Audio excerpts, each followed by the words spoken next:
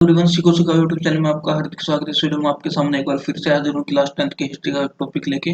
और ये टॉपिक है chapter number 3 the making of global world का एक्सरसाइज क्वेश्चन नंबर 5। तो देखते हैं क्वेश्चन क्या है। तो देखिए क्वेश्चन है what is meant by the Bretton Woods agreement, यानी कि ब्रिटेन वुड्स एग्रीमेंट का क्या मतलब है। ब्रिटेन वुड्स एग्रीमेंट को हमें डिस्कस करना है, इसमें क्या कुछ बताया गया है ब्रिटेन वुड्स एग्रीमेंट के अंदर। तो चलिए शुरू करते हैं इसके आंसर को।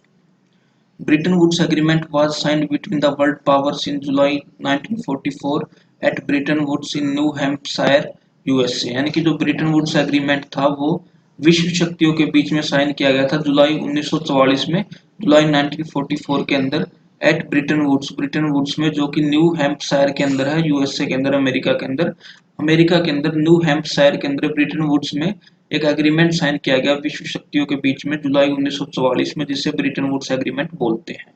इस एग्रीमेंट में क्या था, इस एग्रीमेंट में दो दो बड़े इंस्टीट्यूशन का इस्टेब्लिशमेंट किया गया था। एक तो था आईएमएफ इंटरनेशनल मॉनेटरी फंड और एक था IBRD international bank for reconstruction and development. तो देखते हैं आगे क्या है। The Bretton Woods Conference established the International Monetary Fund to deal with external surpluses and shortage of its member nations। यानी कि आईएमएफ को, तो ब्रिटेन वुड्स जो कॉन्फ्रेंस हुई थी उसके अंदर आईएमएफ स्टैब्लिश किया गया, इंटरनेशनल मॉनेटरी फंड स्टैब्लिश किया गया, अंतर्राष्ट्रीय मुद्रा कोष स्टैब्लिश किया गया, ताकि डील किया जा सके एक्सटर्नल जो सरप्लसेस आ रहे हैं और जो कमियां रह रही हैं, जो शॉर्टेज रह रही है उसके सदस्य नेशंस के बीच में, तो उसके साथ डील किया जा सके। यानी कि आईएमएफ को स्टैब्लिश करने का मुख्य कारण ये था कि एक्सटर्नल सरप्लसेस और शॉर्टेज जो है सदस्य राष्ट्रों के बीच में, उसके साथ डील किया जा सके। International bank for reconstruction and development, जो आईबीआरडी था, वो सेटअप किया गया ताकि पोस्ट वार रिकंस्ट्रक्शन को फाइनेंस किया जा सके। युद्ध के बाद जो रिकंस्ट्रक्शन हो रही है उसको आर्थिक तौर पर मदद पहुंचाने के लिए international bank for reconstruction and development को स्टैब्लिश किया गया। तो दो इंस्टीट्यूशन स्टैब्लिश किए गए, एक तो आईएमएफ इंटरनेशनल मॉनेटरी फंड और एक IBRD international bank for reconstruction and development. The above institutions are known as the Bretton Woods institutions और ब्रिटेन वुड्स ट्विंस। ये जो दो इंस्टीट्यूशंस है, एक आईएमएफ और एक आईबीआरडी, इनको ब्रिटेन वुड्स संस्थान के नाम से जाना जाता है, ब्रिटेन वुड्स संस्थान या फिर ब्रिटेन वुड्स ट्विंस के नाम से भी इनको जाना जाता है। The post war international economic system is also often described as Bretton Woods system. और युद्ध के बाद का जो अंतरराष्ट्रीय आर्थिक जो सिस्टम था, जो प्रणाली थी, अंतरराष्ट्रीय आर्थिक प्रणाली जो युद्ध के बाद की थी, तो उसको आमतौर पर ब्रिटेन वुड्स सिस्टम के नाम से भी जाना जाता है। It was based on fixed exchange rate, और ये जो ब्रिटेन वुड्स सिस्टम था ये फिक्स एक्सचेंज रेट पे आधारित था। National currencies were pegged to dollar at a fix exchange rate, और जो राष्ट्रीय जो मुद्रा थी वो डॉलर के साथ लिंक की गई फिक्स एक्सचेंज रेट के हिसाब से। यानी कि हर राष्ट्र की, हर देश की करेंसी डॉलर के साथ लिंक होगी, लेकिन कुछ ना कुछ उसकी एक्सचेंज रेट होगी कि इतने डॉलर में इतने उस करेंसी की वैल्यू है। The dollar itself was anchored to gold, और डॉलर को भी गोल्ड के साथ लिंक किया गया। किस तरीके से कि हर आउंस ऑफ गोल्ड में, यानी कि गोल्ड के एक आउंस में 35 डॉलर होंगे। तो इस तरीके से ये नेशनल जो ब्रिटेन वुड्स जो सिस्टम था उसके अंदर ये एक्सचेंज रेट बनाई गई। The decision making in these institutions is controlled by the western industrial powers. और ये जो आईएमएफ था और जो आईबीआरडी था, ये जो दो इंस्टीट्यूशंस है जिनको ब्रिटेन वुड्स ट्विंस बोलते थे, इनके अंदर जो डिसीजन मेकिंग था वो कंट्रोल की गई वेस्टर्न इंडस्ट्रियल पावर्स के द्वारा, यानी कि पश्चिमी औद्योगिक शक्तियों के द्वारा कंट्रोल की गई ये इंस्टीट्यूशंस।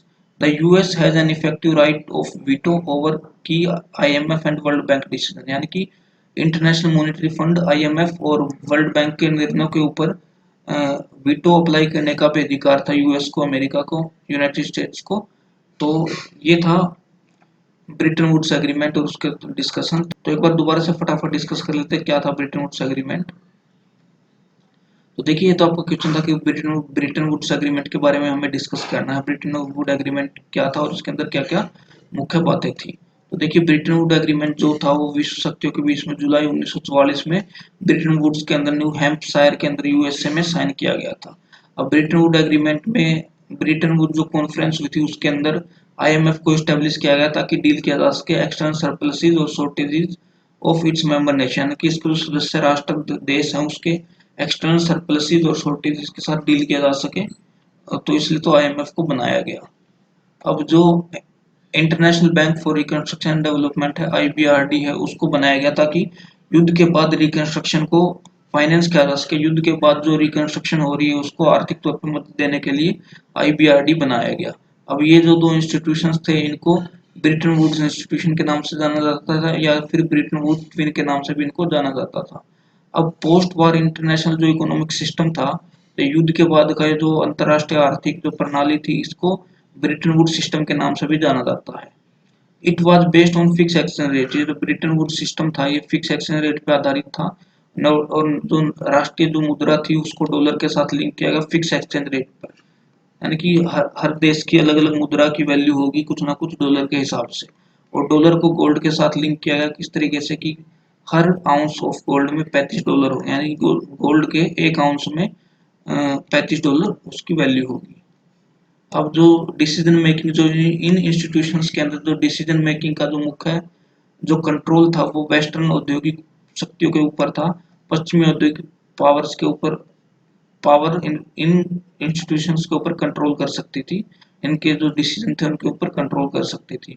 और यूएस को मुख्य तौर पर वीटो पावर का भी अधिकार था, जो कि डिसीजन लिए गए हैं IMF के द्वारा, इंटरनेशनल मॉनेटरी फंड के द्वारा और वर्ल्ड बैंक के द्वारा जो डिसीजन लिए गए हैं उन डिसीजन के ऊपर वीटो पावर भी अप्लाई कर सकता था यूनाइटेड स्टेट्स।